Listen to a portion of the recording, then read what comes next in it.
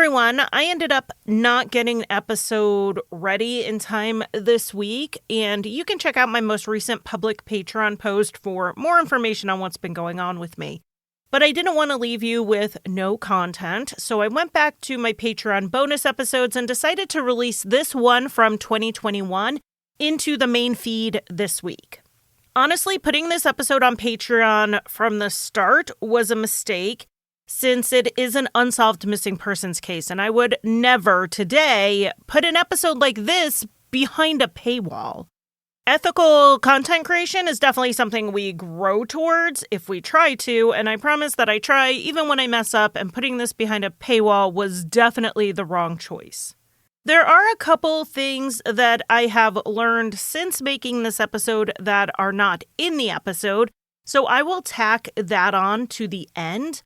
There is a documentary called Where is Baby Gabriel? I saw it on Peacock. You'll have to see where it's available in whatever online subscription you have. And I will include my thoughts on the docuseries at the end. Also, this is totally off topic, but if you are interested in the Chile and Argentina trip we're doing in February, there is a live stream on Monday, August 19th at 9 Eastern Time, 8 Central.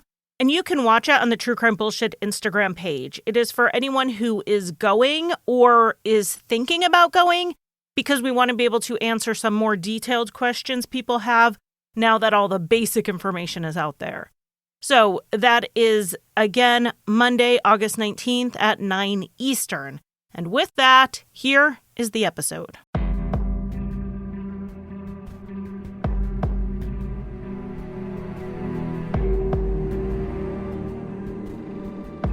Eight-month-old Gabriel Johnson's parents entered a short custody battle. It ended when Gabriel disappeared.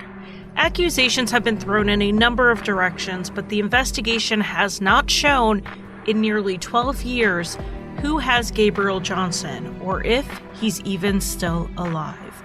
I'm Charlie, and welcome to Crimelines.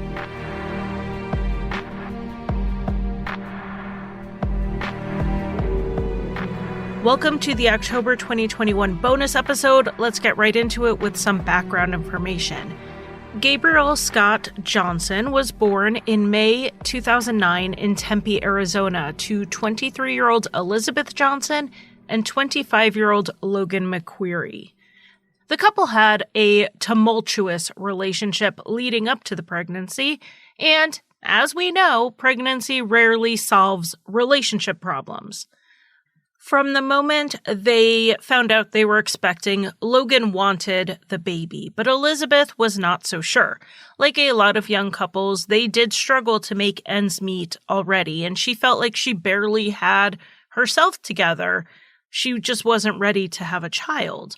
Logan tried to talk Elizabeth into continuing with the pregnancy, but she made plans to have an abortion. When it came down to it, though, Elizabeth could not go through with the appointment. She did tell a friend in an email she sort of hoped she would just miscarry spontaneously. But she didn't, and Gabriel was born in May 2009. The relationship between Logan and Elizabeth deteriorated even more after Gabriel's birth, especially as Elizabeth dealt with postpartum depression. Over the summer of 2009, when Gabriel was only a couple of months old, Elizabeth took him to her grandmother's home in Boston, which was where Elizabeth had grown up.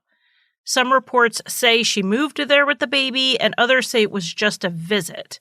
It does seem unlikely Logan would have agreed for Elizabeth to move the baby clear across the country from him, so I lean towards this being just a visit, or at least that's what Logan thought. Whatever it was, Elizabeth did return to Arizona, and as soon as she did, she started talking to Logan about putting Gabriel up for adoption. This surprised Logan. He knew Elizabeth wasn't happy.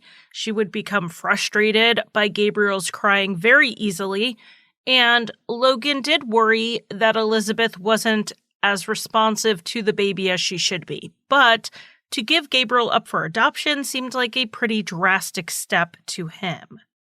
This idea of an adoption wasn't just an abstract, maybe should we concept to Elizabeth. She actually already met the woman she hoped would adopt Gabriel, a woman named Tammy Smith. They met at the Indianapolis airport when Elizabeth had a layover on her way home from Boston. Tammy was also returning home to Arizona. Tammy, her husband Jack, and their young daughter lived in Scottsdale, which is really not far from Tempe. According to Tammy, she was in the airport when she saw a young mother looking depressed and scared. The baby, she said, looked underweight. To her, it looked like a woman who did not want that baby and did not feel attached to him. So Tammy walked over to her and started a conversation. Elizabeth said Tammy was staring at her and giving her a weird vibe before she came over to talk. The two talked, and eventually Elizabeth confided in Tammy that she was in an unhappy relationship that was abusive. Again, that's Elizabeth's story. Her grandmother had told her that she was going to be tied to this boyfriend for the next 18 years through Gabriel. She advised Elizabeth to place Gabriel for adoption so she could get away from the boyfriend for good and even pursue her college degree. Tammy thought, what a coincidence, because she and her husband were looking to adopt again now that their daughter was getting a little older, and should Elizabeth want to adopt Gabriel out, she and her husband would be interested as prospective parents. Elizabeth said she was open to it, but that Gabriel's father would never agree. On the flight home from Indiana to Arizona, Tammy said Elizabeth gave her Gabriel to hold and care for the flight. When they parted ways at the airport, Tammy gave Elizabeth Gabriel back and a letter with her phone number and encouraged Elizabeth to call her. It seems odd to me that a woman would basically approach another woman at the airport and within a short conversation basically say, I'll adopt your baby. Even though both Elizabeth and Tammy tell the same story about how they met, in my mind I was thinking, they don't live that far apart. What if they had met a different way and then just made it sound like a chance encounter?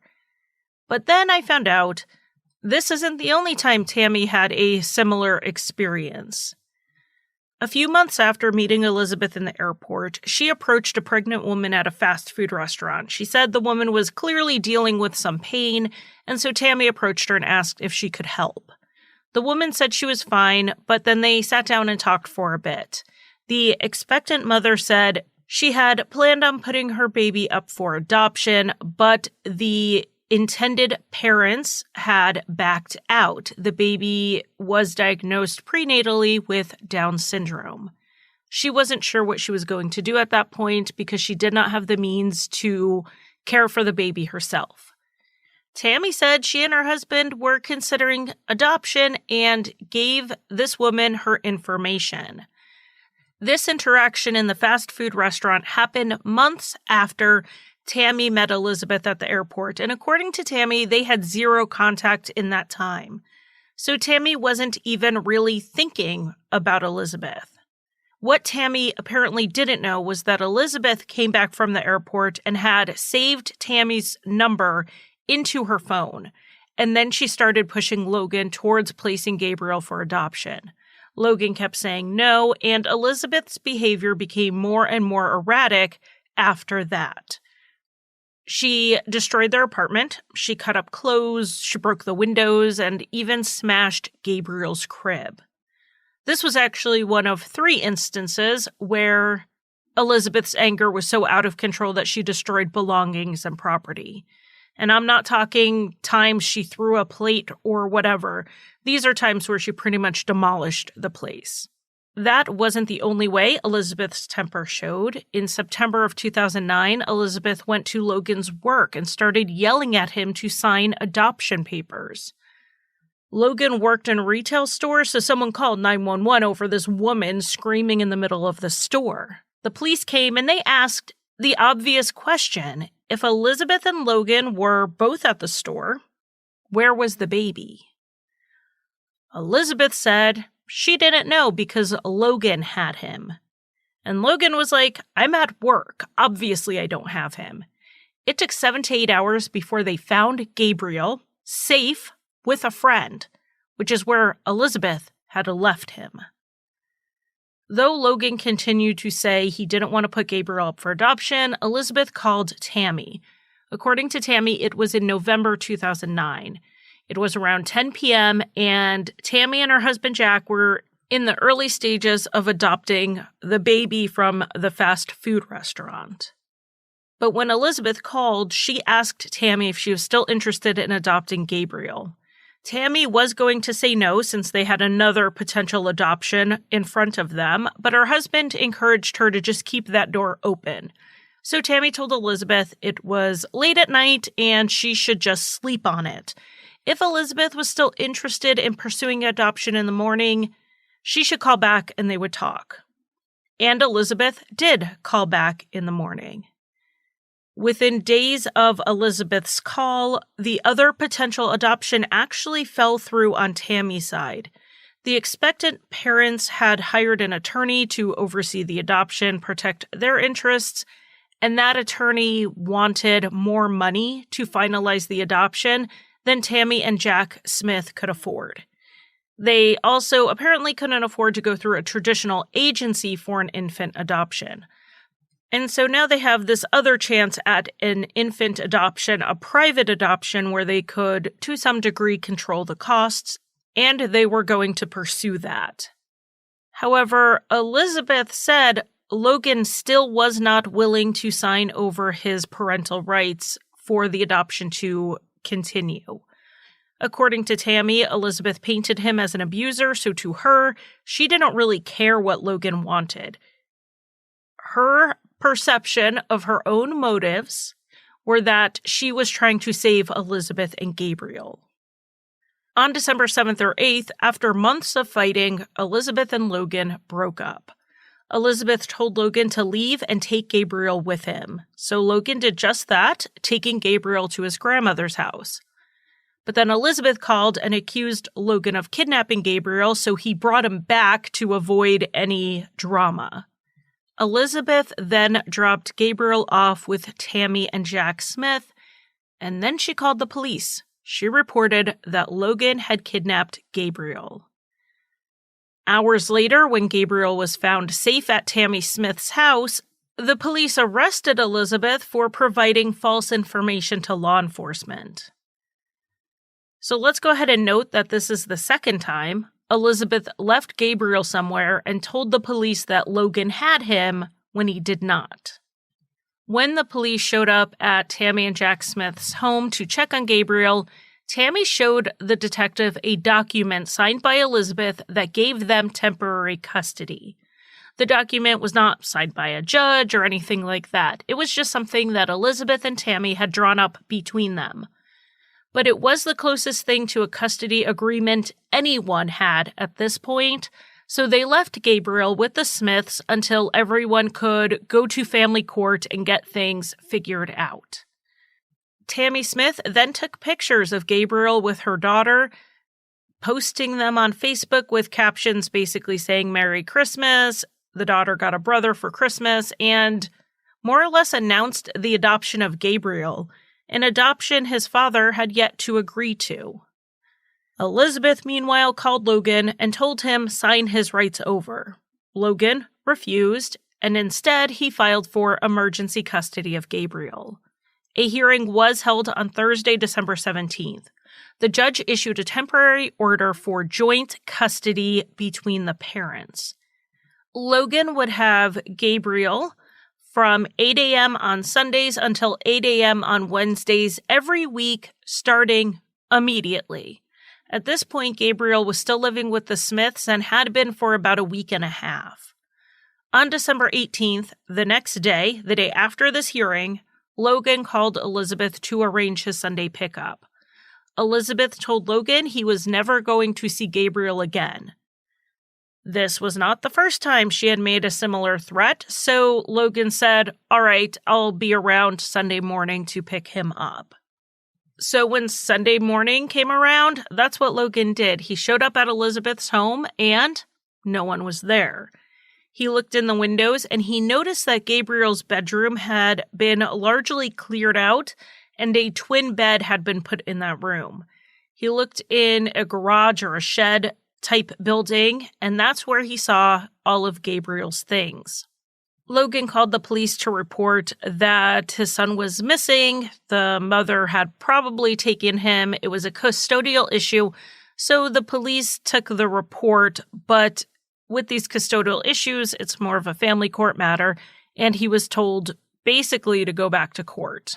He got a hearing date for December 28th. But the police did follow up on a few things. They checked with the Smiths, of course, who were the last known people to have physical custody of Gabriel. They said that on December 18th, the day after the court order, they met Elizabeth at a church to give Gabriel back since he was going with Logan on Sunday. They did not have the baby with them anymore.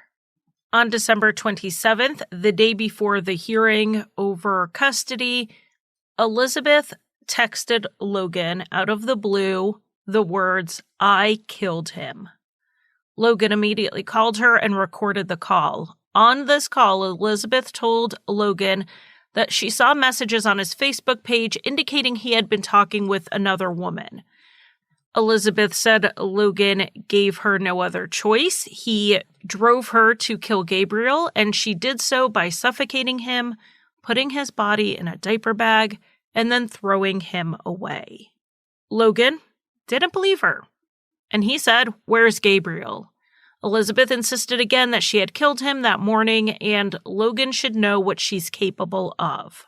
She said she was about to board a plane, and once she was safely out of the country, she would call and let him know where he could find Gabriel's body. Logan still didn't believe her. This is something else Elizabeth had done before. Said she hurt or killed Gabriel. And when you listen to the recording, you can hear Logan say, "No, you didn't," in response to Elizabeth saying she killed Gabriel. And the way he says it is in this exasperated, tired, annoyed way, not panicked or in denial. "No, you didn't. No, you didn't." Nothing like that. It's like, "No, you didn't." That's because Elizabeth claimed previously she had done it when she hadn't. Logan turned this recording over to the police, who then exponentially increased their attempts to locate Elizabeth and Gabriel to check on Gabriel's welfare.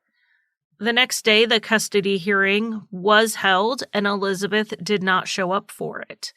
A warrant for custodial interference was issued, which then gave even more resources for the police to search for Elizabeth. This was no longer a family court matter, but a criminal one. On the 29th, Elizabeth updated her MySpace page to say, "Kiss my ass, suckas." This told investigators one important thing, and that's that she was still using her cell phone. Tracing that, they were able to locate her at a youth hostel in Miami. So on December 30th, she was arrested, but Gabriel was not with her. Elizabeth was asked where he was, and she said she gave Gabriel away to a couple in San Antonio, Texas.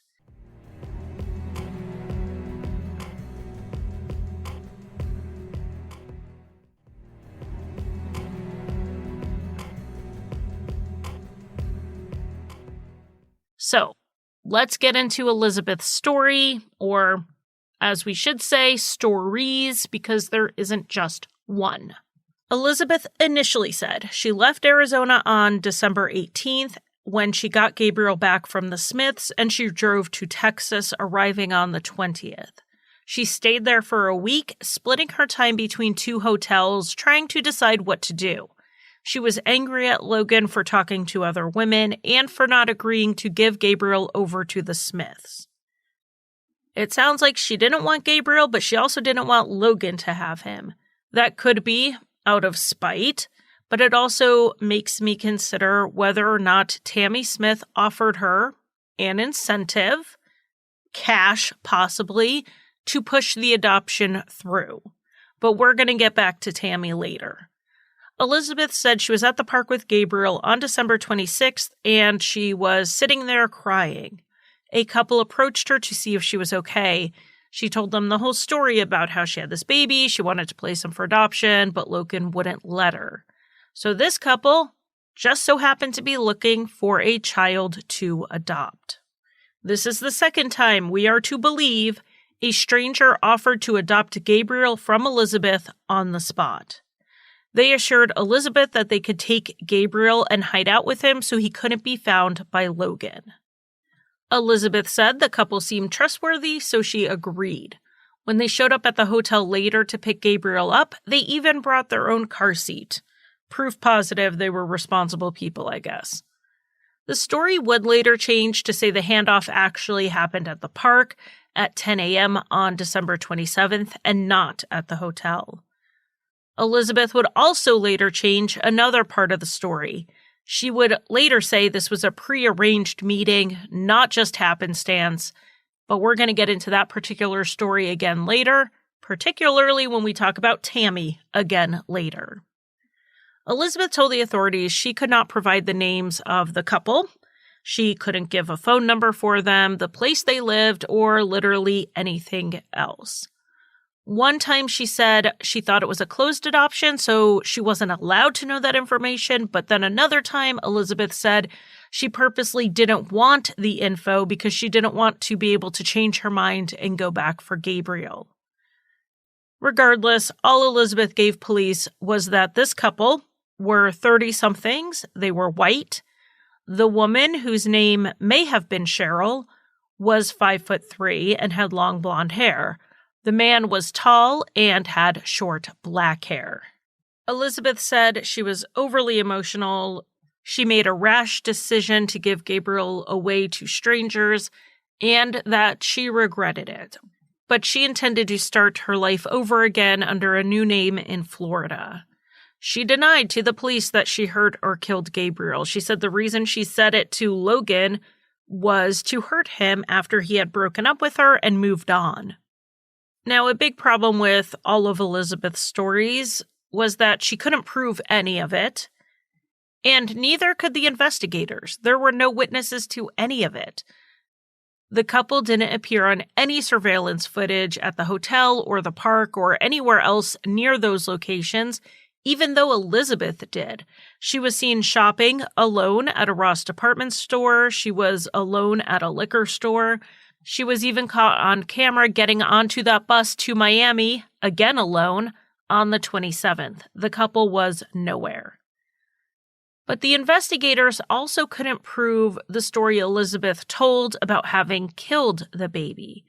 The hotel dumpster where she said she put his body actually had a security camera nearby.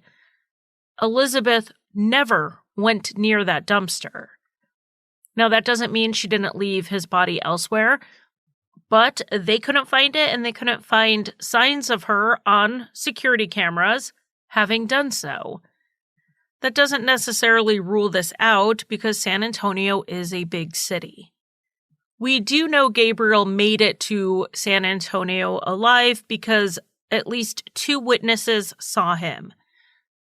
Someone who saw her check into the second hotel said Gabriel was with her, and at one point, Elizabeth even hired a babysitter off of Craigslist.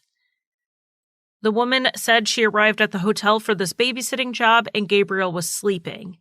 Elizabeth told her that she had medicated him so he should stay asleep, but the babysitter could give him more medicine if he woke up and was fussy. Now, this babysitter didn't know whether Elizabeth meant something like, I gave him Benadryl so he would sleep, or he's teething so I gave him Tylenol so he could sleep. There was no specification on what this medication really meant. The woman said she was there about 2.5 hours before Elizabeth came back, paid her, and then she left. She didn't know where Elizabeth had gone during that time. There's a third witness of sorts that does also prove Gabriel made it to Texas, and those were photographs Elizabeth took. They were clearly taken in the hotel room. In one photo, Gabriel was lying on the hotel bed. In another, he's drinking from his bottle. And then there's a third picture of Gabriel holding what looks like an infant Tylenol bottle. It has the cap on. It's got that dropper cap. And he just kind of looked like he was playing with it. In this photo, his eyes were half closed. I can see how some think that he looked drugged with his eyes like that, but I'm going to say it also could have been snapped mid-blink, which does happen. Gabriel was on his stomach, and he was fully propped up on his elbows using his own strength, so he's not super out of it or clearly lethargic in that photo. Sometime between December 26th, when Gabriel was last seen, and the 27th, when Elizabeth left for Miami, he disappeared. And the only person who knows for sure what happened to him was telling multiple stories. So Elizabeth was extradited to Arizona, where she was given a $1 million bond and charged with kidnapping, custodial interference, and child abuse. The child abuse charge would later be dropped. On January 5th, 2010, Elizabeth's car that she had ditched in San Antonio was found and processed. It was reported that there were no signs of violence in the car or the hotel room. The investigators in Arizona were investigating this kidnapping, while the investigators in Texas were looking at a possible murder. These were two jurisdictions with two different possible sets of charges for Elizabeth. And Elizabeth was not the only one being looked at. If this was an underground adoption, like she said, wouldn't it make more sense that Elizabeth would give Gabriel to the people who had been trying to adopt him already, Tammy and Jack Smith, rather than giving him to total strangers? So Jack and Tammy Smith were on the radar from the start. Let's go into a little background on the Smiths. Tammy married for the first time at 16, but the marriage was over and she remarried at 18. Her second husband was a man named Keith, and they went on to have 3 children together. When her oldest daughter was not quite 6, Tammy left her husband and took the kids to her mother's home in Arizona. It appears like Tammy then left them there because after a few weeks, Grandma sent them back to their father's house. Over the course of their divorce and custody battle, Tammy eventually gave full custody to her ex, and according to her oldest daughter, they didn't really see her much after that because she went to Nashville to pursue a career as a singer. Tammy married 2 more times in the next couple of years, with the marriages actually overlapping a little. Tammy said husband number 4 had forced her into a courthouse marriage before the divorce from number 3 was finalized. Tammy quickly annulled the marriage, and then she married Jack Smith, a musician 17 years her senior, who worked in Nashville playing steel guitar for a number of bands, as well as at the Grand Ole Opry. Jack already had children, though they were older. Around 2006, Jack's grown daughter had a baby girl. She decided to place the child with Jack and Tammy after her divorce, and Jack and Tammy intended on adopting her. Tammy was then in her 30s and ready to be a mother again. She had a hysterectomy several years before, so adoption was the path she and Jack were on. The little girl's birth father later claimed that Jack and Tammy up and moved from Tennessee to Arizona with the child, changing jurisdictions and manipulating it so that they could terminate his parental rights without him knowing about it or being able to fight it. That is a pretty serious accusation. When their daughter was around 3 or 4, Tammy and Jack were talking about adopting another child, and then they met Elizabeth at the airport. Tammy did not give up her attempts at getting custody of Gabriel even while he was missing. She spoke with a family court judge and asked about pushing through the adoption. She said Elizabeth told her while she was on the run that she would come back if Logan would sign the adoption papers. According to Tammy, the best chance at getting the baby back safely was if Elizabeth felt sure Logan would not end up with custody. And this brought up an interesting point. She said she talked to Elizabeth about this while Elizabeth was on the run in Texas. And the police did pull the phone records of Tammy and Jack Smith and found that they were in contact with Elizabeth.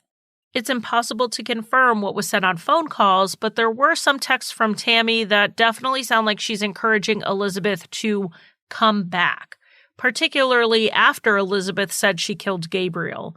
Tammy even asked in one text to let her hear Gabriel on the phone so that she could confirm he was okay. At that point, though, Elizabeth had, according to her, already given him to someone else.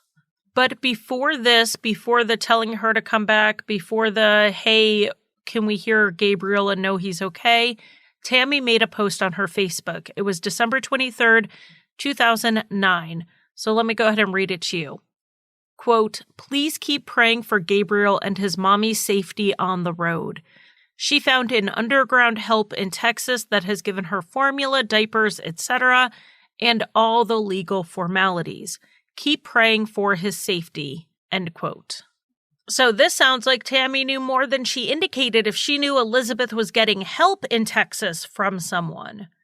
It sounded like she had some pretty decent information. However, Tammy later said in an interview on CNN that it was really a veiled message to Logan. She wanted him to know that Elizabeth was acting on her own, was getting help elsewhere, and they were not providing anything except prayers. She wanted Logan to know that they were out of the equation at this point. But using the word underground really sounds odd here. Even if we were not talking about an underground adoption, even if we take out that context, why is Elizabeth getting help underground? Why is she not just going to an openly operating charity? Tammy said that by underground, she meant a domestic violence shelter because that's what Elizabeth told her she planned on doing. But she didn't want to post anything about domestic violence because she didn't want it to sound like she was accusing Logan of violence. To be fair, at the time, she did believe he was abusive based on what Elizabeth had told her. Tammy later came to believe Elizabeth lied about the abuse. Tammy had an answer for everything, if you can't tell, but there were some phone records that I don't think can be explained away quite as easily. And these did make investigators wonder if Tammy and or Jack were in on this on some level. There were two instances when Elizabeth was on the phone with Tammy, while Jack was on his phone talking to a relative in Nashville. It seemed quite the coincidence that there would be the same overlap 2 times in a short period of time. It's definitely possible, though. However, on December 27th, the day Elizabeth gave Gabriel away and boarded a bus alone, Jack and Tammy talked to a relative in Nashville multiple times, as in 24 calls back and forth from the hour before to the hour after Elizabeth claimed she had given Gabriel to a couple. That's a lot of conversation at a key point in our timeline. So the investigation did look into family in Nashville. What if Jack and Tammy orchestrated this entire thing for Elizabeth to hand Gabriel over to the family in Nashville, who could then keep things on the down low until it was safe for Tammy and Jack to take him? Or if they believed Logan was abusive, were they just trying to get Gabriel to anyone who could care for him and hide him, even if it meant not them? It does sound a little outlandish, but it is basically what Elizabeth said happened in her next news story, and this was on a recorded jailhouse phone call in January 2010. This was not the first phone call between Elizabeth and Tammy while Elizabeth was behind bars.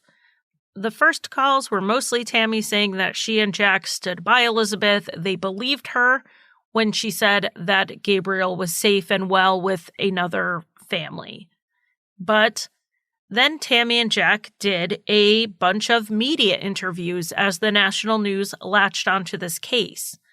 They did so many appearances that Mark Klass, father of Polyclass and founder of the Polyclass Foundation, actually questioned it. He basically said that if they gave the police all the information they had, they agreed to take polygraphs, which they did, and they turned over their phone records, which they had, then why were they still inserting themselves? Tammy said it was because the media was more interested in the case when they had people who would sit for an interview, which was true, but they went on shows that Gabriel's father, Logan, also went on, so it's not like they didn't have people to interview. The couple seemed almost too eager to clear their names in the public eye, and some people found that suspicious, but others pretty much just accused them of being attention seekers. Anyway, one particular appearance got back to Elizabeth where she was told that Tammy had bad-mouthed her in the interview, and Elizabeth was angry about it. We know from past behavior that when Elizabeth would get angry at someone, she would do whatever she could to hurt them and cause chaos, like when she told the police Logan had kidnapped Gabriel when he hadn't. So on this call, which both Tammy and Elizabeth knew was being recorded, Tammy again assured Elizabeth she believed her that Gabriel was safe. Elizabeth said, "Of course you believe me. You set it up." Tammy said, "No, I didn't." And Elizabeth said, "Yes. The people she gave Gabriel to were Tammy's friends." Tammy said, "Well, what are their names if they're my friends?" And Elizabeth said she didn't know, but that Tammy had set up the adoption in San Antonio. On the call, Tammy continued to deny this, saying that the link between her and San Antonio had been fully investigated and shown that there was no link. And Elizabeth said, "Then it was Jack's friends, like you said." Jack did have relatives who had ties to San Antonio, and they happen to be relatives Jack talked to at key points in the timeline. This call is a big reason why the family in Nashville was looked at so closely. Tammy continued to deny knowing anything, but Elizabeth said she blamed Tammy for her ending up in jail. She said Tammy encouraged her to lie, telling her to go to a women's shelter and claim that Logan was physically abusing her. Tammy said that's not what she said. She told Elizabeth to go to a shelter instead of going on the run, not to go to a women's shelter and lie. But then Elizabeth accused Tammy of doing something illegal. Elizabeth said on this call that Tammy put her own cousin's name down on the adoption paperwork as the father instead of putting Logan's name down. Tammy said it wasn't illegal to help Elizabeth fill out her paperwork, but the problem here is that Elizabeth never met this cousin, and he could not have been the father. So it was, in fact, illegal to knowingly write false information on a government document. At the end of the call, Tammy told Elizabeth that she and Jack were going to sue her for ruining their lives.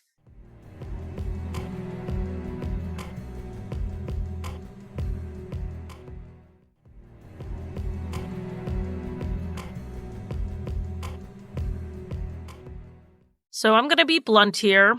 This was clearly a phone call between two people attempting to manipulate and gaslight each other, which makes it nearly impossible to decide who to believe. Tammy and Elizabeth, like I said, both knew this call was recorded, and they knew the investigators were going to listen to it.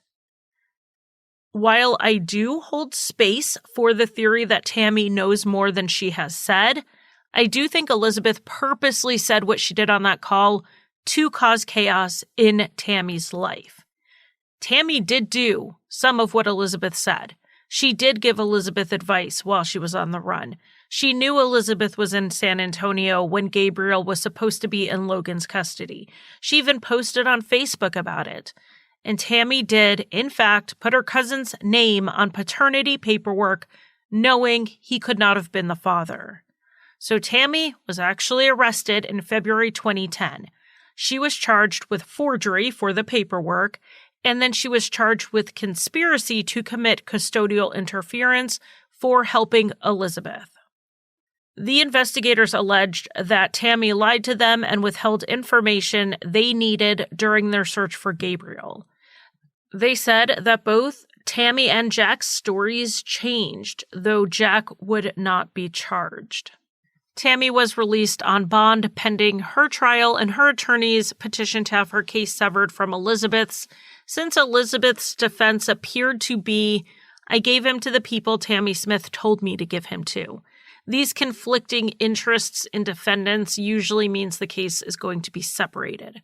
And the investigation uncovered that there were more schemes or workarounds of the system that Tammy had tried to get custody of Gabriel.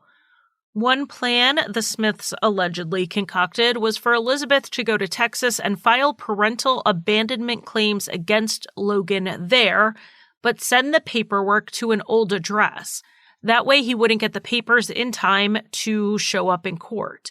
He would lose his rights, and then the Smiths could adopt Gabriel. In another claim, Elizabeth said Tammy offered to hide her in Tennessee and try to change the jurisdiction on the case. Basically, another attempt to get the adoption through before Logan would be able to stop it. These two claims really perked my ears up because they are very similar to what the birth father of the Smiths' adopted daughter said happened to him. Tammy did admit that in this case she did look into changing the jurisdiction to Tennessee. She also said she looked into adopting Elizabeth as an adult so that Gabriel would legally be their grandson. That has been painted as a roundabout way to get physical custody of Gabriel. They said that's not what it was, that they were just going to care for him while Elizabeth went to school and support her as the mother without actually adopting Gabriel themselves. That doesn't ring entirely true to me because they can do all of that without adopting Elizabeth at all. There's no law preventing friends from helping out like grandparents, and it would actually probably look good for Elizabeth's custody case if she had a support system like that, whether they're related or not. So stories are piling up here on both sides, no matter how you cut it or what you believe. We do see that Elizabeth, Tammy, and allegedly Jack were trying to deprive Logan McCreary of his parental rights to his son, a son he loved very, very much. At the end of the day, he was deprived of his son. But to what extent are these people culpable? In March 2010, while everyone's awaiting these trials to go forward, the court did grant Logan full custody of Gabriel, and Elizabeth was barred from having any access or visitation with him, which would only matter if Gabriel was found and was found alive. Obviously, that was the hope. Another thing happening while this was pending trial was the investigation. It was continuing, and we have parallel investigations here. One is pursuing leads pertaining to Gabriel's death, like when they searched a landfill. On the other side, they were pursuing leads pertaining to an illegal adoption. The hope was that one path would lead to Gabriel. But Logan and his family felt that the San Antonio Police Department had focused so much on the murder theory that they did not do enough looking into the illegal adoption angle. And that is what they actually believe happened here. Elizabeth was not really going to be any help to the investigation. While she did talk shortly after getting arrested, she talked to authorities, she talked to Tammy, she talked to her grandfather, she talked to a reporter. After that, she had clammed up. Her grandfather told her to just tell them where Gabriel was, and this whole thing would be over. The rest would be worked out because everyone just wanted the baby back. Elizabeth said she had already told them everything she knew. He pushed her for a name or an address that she could give the police, but she said she just didn't have that information, and even if she did, they weren't going to give her a deal. She was still going to have to do jail time no matter what she did. Elizabeth was being held on a very high bond, and initially she was described as a model prisoner in the jail, but then she got into a fight with two other women and sprayed window cleaner in their faces in April, which was about 3 months after her arrest. Neither woman was really injured, but Elizabeth was placed in a disciplinary food restriction program. This is Maricopa County. And Sheriff Joe Arpaio was in charge at the time. Now, he is very controversial. There is a lot of reasons why he's controversial. I can't even get into all of them. If I did, it would get political. But we're going to talk about one of his controversial policies that is in play here. When inmates would get in trouble, one form of discipline that the jail would sometimes put them under was a program where they were fed what were called Nutriloafs. This is fruits and vegetables, dry milk powder, and chili powder compacted into bread dough and all cooked together. Basically, they throw all the food groups into a marginally edible brick, and you get that twice a day. Elizabeth refused to eat the Nutriloafs, claiming that the vegetables in them were rotten. She handed the jail a will with her last wishes because she said she was going to starve to death. She was then placed in a psychiatric facility for suicidal ideation. Things did not get better from there. In May 2010, Elizabeth refused to go to court, so the judge ordered she be transported to all future court dates by any means necessary. This means they could literally strap her to a gurney and roll her in there. Also in May 2010, a detective from San Antonio investigating Gabriel's case went to Arizona to discuss the case with Elizabeth. He recorded the conversation, though it has not been made public. People who have heard the tape say that she confessed to Gabriel's murder. But this confession would not be admissible in court because Elizabeth was not mentally stable at the time. She was on a lot of medication, and her attorneys were not present. Elizabeth had also formed an unhealthy affection for this investigator. And he may have allegedly leaned into this a bit to get her to talk. Not that that helped since the confession was tossed anyway, but we do have to say who even knows if it's truthful at this point. Elizabeth was enamored with him. She was not mentally well, and she may have just been saying what she thought he wanted to hear. Elizabeth's attachment to him was so deep that she asked the judge to fire her attorneys at the time because she didn't trust them. She trusted the lead investigator. She didn't trust her attorneys. And that is going to be a problem for any attorney trying to represent her in court. Elizabeth ended up going through multiple attorneys who she mostly refused to talk to. She either couldn't or wouldn't focus, and they couldn't defend her without her help. This led to delays in the trial. Elizabeth ended up having 7 psych exams and was found incompetent to stand trial twice. Logan accused her of malingering to delay the trial and to avoid going back to jail versus being in the mental hospital. And honestly, the psychologists were a bit split on how much was real and how much was malingering. Eventually, though, Elizabeth was ruled fit to stand trial, and her trial was scheduled for September 2012. But Tammy went to trial first in May 2012. If Elizabeth's goal in outing Tammy's crimes on that recorded call was to cause chaos, she succeeded.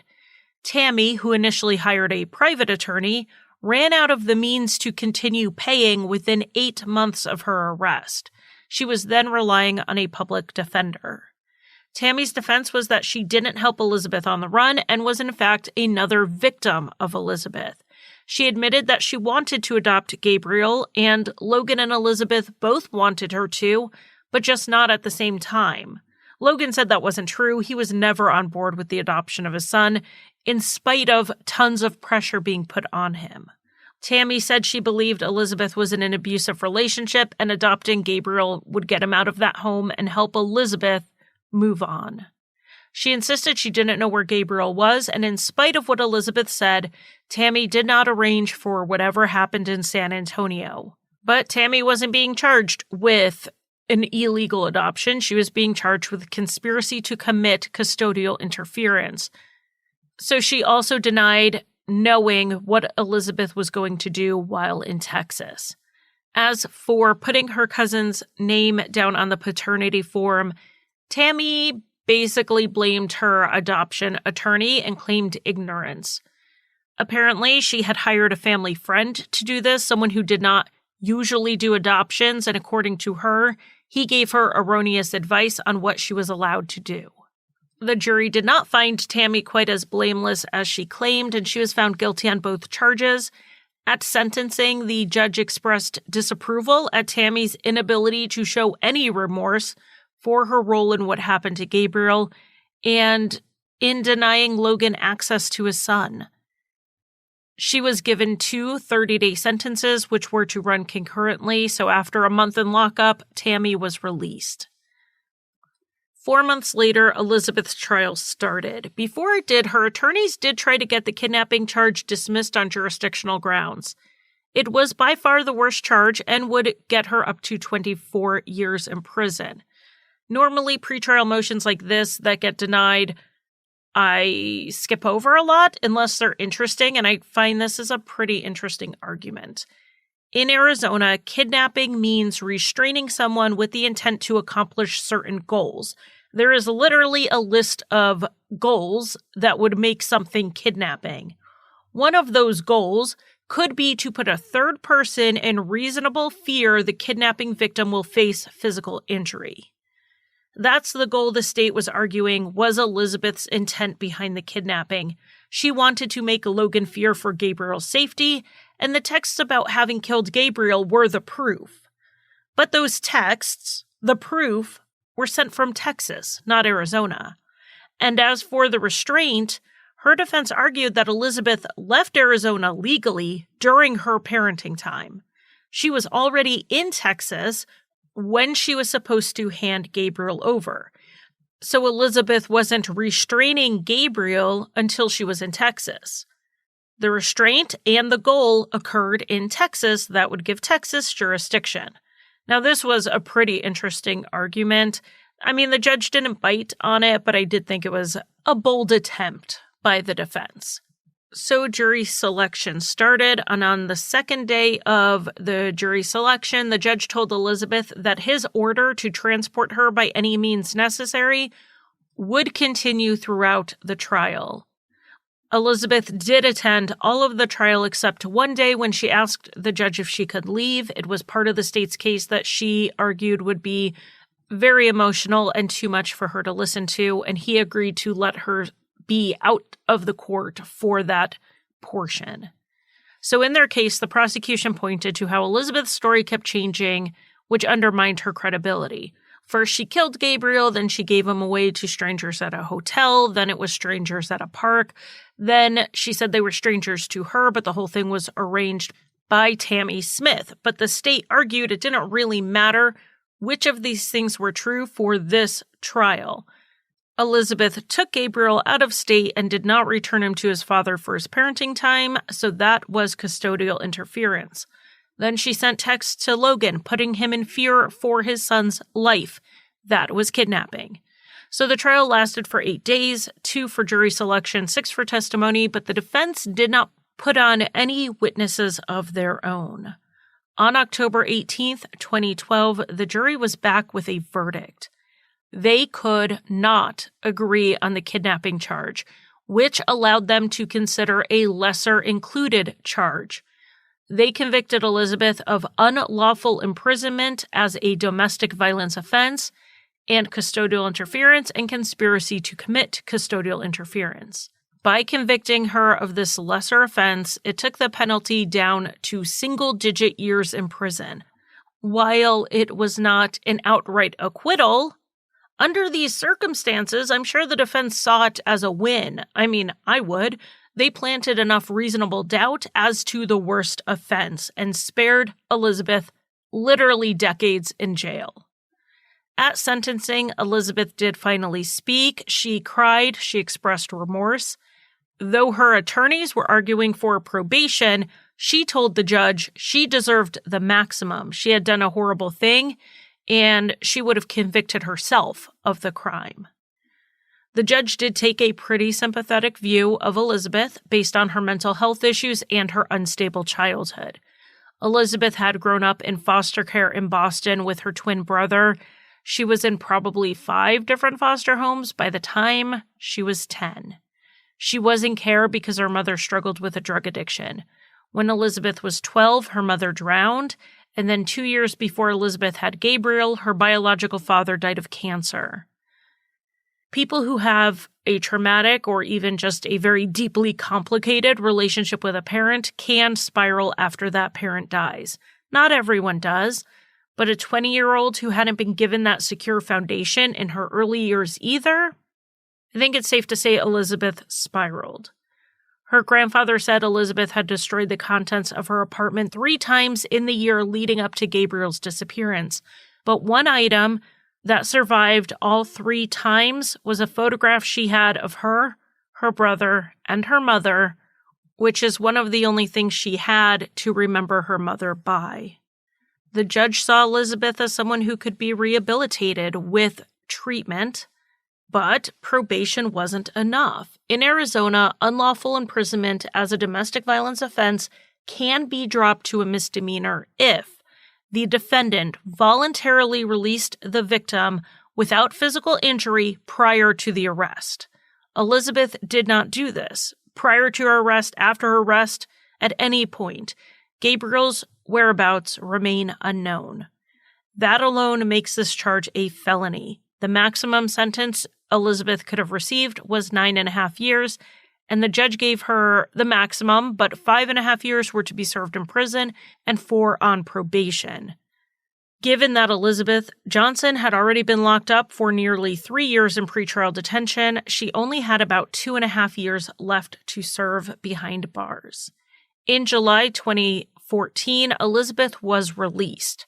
Her attorney expressed that she was optimistic about the future and had matured a lot behind bars. But she apparently hadn't matured enough to tell anyone what really happened to Gabriel. In 2016, Elizabeth was back in court for a probation violation. So there are 2 basic types of violations. One is committing another crime, which is the more serious violation, and it can send you back to prison to finish out your sentence. The other violation is a technical violation, meaning the act was not permitted under the terms of your probation, but by itself it wasn't illegal. While people do see jail time for these, it's not as common to end up back in prison. These are more just punitive measures. So the violation here was a technical one. Elizabeth had not complied with some terms, and she was sent back to Arizona, where she spent 7 days in lockup for it. Logan Mercury, in the meantime, has continued to search for Gabriel. He hired Ken Gamble, a private investigator, in an attempt to figure out what really happened. The PI has said he believes a third party arranged for Elizabeth to meet a couple in San Antonio for a private adoption. Elizabeth had directions to the park written down, so in spite of initially saying it was a chance encounter, she knew where she was going. Gamble also points to the phone records we talked about, showing that Jack Smith was talking to a family member at these key points on the timeline. Also, one of the hotels Elizabeth stayed at while in San Antonio is one where birth mothers would stay to meet prospective adoptive parents in a neutral environment. It is known for privately arranged adoptions, not just those going through an agency. At one point, someone came forward to say that Elizabeth gave Gabriel to someone from Victoria, Texas, which is about 2 hours southeast of San Antonio. Well, that was really interesting because Elizabeth's cell phone pinged near Victoria on the day she said she gave Gabriel to the couple. And I checked, the bus from San Antonio to Florida would not have gone through Victoria. It would have come within an hour of Victoria, which is a distance of over 60 miles. Now, cell phones usually ping off towers that are 1 to 2 miles away, but the maximum signal range is 45 miles under ideal conditions. From what I have read, her phone pinging off a location 60 miles from her is actually impossible. So why was Elizabeth in or near Victoria on that morning? Gamble does not believe the couple who took Gabriel is from San Antonio and that they would have left the area with him immediately, possibly disguising him as a girl. Some theories are that Gabriel was taken to Mexico. In another odd circumstance, a family member of Logan's heard a woman talking about the missing baby, and she jumped into the conversation to see what this woman knew. She didn't just jump in, she actually pulled out her cell phone and recorded it. The woman said that she saw Gabriel in the company of a couple named Steve and Shalinda. Now, we know that Elizabeth said she thought the woman's name was Cheryl. Cheryl, Shalinda, I don't know. This woman said she didn't know Steve or Shalinda's last names, but they lived in San Antonio, and then she had some other information, like where Steve worked. The family managed to track down a Steve who fit the description, and the woman identified a picture of him. The FBI did follow up on this lead, going to talk to him, but he denied ever knowing a Shalinda or having an adopted child. The family is still following up any leads of a Shalinda and or a Steve. Since Gabriel's disappearance, Logan has remarried. He does have more children. His current wife is active in the ongoing search for Gabriel, and the family said they celebrate his birthday every year. As of this recording, Gabriel would be 12 years old. The day before his birthday this year, in 2021, Elizabeth posted a picture on social media. It was a picture of herself pregnant. In July, she gave birth to her second child. She is not active in the searches for her first child. There are a lot of angles here, a lot of questions. Logan's family felt San Antonio didn't follow up on enough leads that would show that Gabriel was still alive, which, like I said, is what they believe. They believe Gabriel was given to a couple, and it's probably the only thing Logan and Tammy have in common. Tammy says she also believes Gabriel is alive and believes that there were leads that were left on the table. One she brought up recently was that Elizabeth's grandmother was the one who was pushing for the adoption. Did they look into her as someone who may have helped Elizabeth arrange an underground adoption? And the hope here is that they're right, that Gabriel is alive and well somewhere. He's 12 now, so he's probably on the internet, or he will be soon enough. Maybe he'll get curious and find his own age-progressed photo. We know this happens. Kamaya Mobley was kidnapped as an infant, and she figured it out when she got older because things weren't adding up, and she went digging on the internet. And maybe that same thing will happen with Gabriel Johnson. All right, so obviously the first update I need to give is the age. Gabriel Johnson would be 15 years old today. He was last seen in San Antonio, and whether he was last seen at a hotel or a park is up for debate. As for updates on Elizabeth, she is still living in New Mexico as far as I know, and she does not participate in any searches for Gabriel. She has changed her name a few times. First, she went by Joanna, then she changed it in 2022 to Naomi Aragon, and she did that ahead of the 3-part docuseries on this case coming out. And from what I can gather online, she may be back to using Elizabeth, but her last name has changed from Johnson to Martinez to Garcia. And these surname changes do seem to be connected to new marriages. The amount of attention this case has gotten, thanks to that docuseries, which is called Where is Baby Gabriel, is pretty obvious if you scroll through the Facebook group on this case. It is just post after post of people having seen the docuseries and then wanting the family to know that they were thinking of them.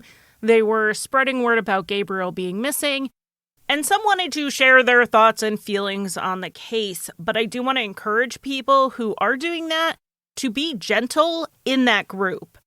The family members who are in there and running this group do hold on to hope that Gabriel is still alive. And being barraged with she killed him posts is not entirely helpful. That might be a better thought for a forum or a true crime Facebook group with other viewers of the documentary, people who follow the case, maybe a Reddit thread. Those are the places to put thoughts like that.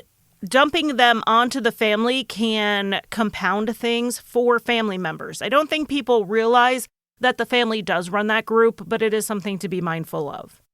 Now, as for the docuseries Where is Baby Gabriel, I thought it was pretty good. I like how it focused mostly on the people pursuing each theory in the case.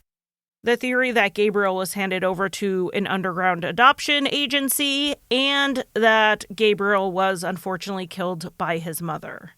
People are providing their logic and what evidence they see for the theory they believe, and it makes it very clear why this case has not been solved. The known evidence is so thin that either answer can fit. As for Jack and Tammy Smith, it is my understanding that Jack has since died, but Tammy was interviewed for this docuseries.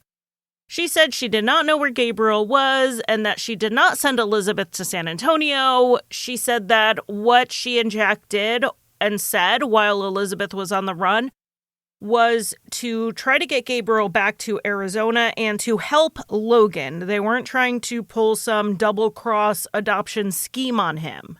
Now, I'm not sure the evidence entirely bears that out, that they were only thinking of Gabriel and Logan. And one theory that comes up in regards to the Smiths that made some sense to me in this docuseries was that Elizabeth was working with them, and they knew she was heading out of town, but then she went off script.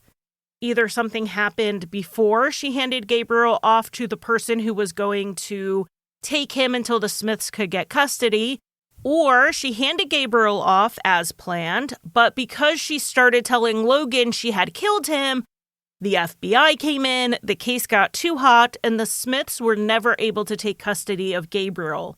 He was then placed in a different home. I think another possibility is that Elizabeth used the connections that the Smiths set up to then find someone else to take Gabriel, someone who Logan didn't know about and couldn't go to try to get him back. The docuseries talks about a valuable ring Elizabeth had with her when she was arrested that Logan did not see her have before that point. While paying a birth mother for her baby is not legal, the way they get around this in these high-pressure, low-supervision adoptions is to give valuable gifts instead, like a car, or maybe, in this case, a ruby ring that was worth around $20,000. Elizabeth was someone who struggled to pay her rent, yet she had a $20,000 ring. It definitely looks like a gift she was given. Apparently, there is a witness statement that the ring may have belonged to Tammy Smith, but she absolutely denies that. There is also some evidence in the docuseries to indicate Elizabeth wasn't completely alone with Gabriel in San Antonio. There's a witness who reported seeing her talk to two people by the stairs. There was a clerk who went to the room and a man opened the door. And then there was the food Elizabeth ordered. She ordered 3 large pizzas, including a Supreme, which had food on it, like sausage and pepperoni, that she absolutely did not eat. These leads never led to any specific people being named or even really concrete evidence that anyone else was there other than the babysitter, but they definitely lend to a circumstantial case. Something the docuseries does really well that I did not do as well in my episode was paint Elizabeth in a pretty gracious and even sympathetic light. They talked about her upbringing and her postpartum depression, and you get the feeling that as much as she was able to, she loved Gabriel, so she may have felt justified in whatever she was doing. Whereas I feel if you listen to my episode, you get the idea that she was keeping Gabriel away from Logan purely out of spite. Now, maybe this is a case of it being both and. She thought she was helping her baby while also getting back at Logan. This case is one of the cases being investigated by the nonprofit missing persons organization Project Absentis. And they say they have uncovered some new information that they're currently vetting, and they will release it when and if they're able to. For those who don't know, Project Absentis is a nonprofit of trained investigators. So we're talking former FBI, former law enforcement, and they actually go out and investigate these cases like private investigators, but with 20 years of experience in investigations. They do work on donations, and you can donate and leave tips on any of their cases at projectabsentis.org. And I'll leave that link in the show notes, along with the other places you can call to leave tips like the FBI, the San Antonio PD, and the Tempe PD. Gabriel Johnson may be out there being raised by a family who doesn't even know he's a missing child. Maybe one day Gabriel or those raising him will decide to look for his birth family, and in the event that happens, Logan has uploaded his DNA into ancestry databases, so he's waiting one day to get a hit. In the meantime, check the show notes for places to call in tips. Whether you know something directly or you just have something in the back of your mind because you know someone who adopted a little boy who was under a year old around Christmas time 2007, or maybe it was early 2008, and maybe the adoption seemed pretty sudden, and the little boy just happened to look like the pictures of baby Gabriel. You can call those tips in. You don't have to know things 100% for sure to call in a tip. That's why it's a tip. You give it to those who can and will investigate it. I will leave all of those numbers and links in the show notes, and hopefully someone saw something, someone knows something, and they can come forward to bring Logan and his family the answers as to what happened to baby Gabriel.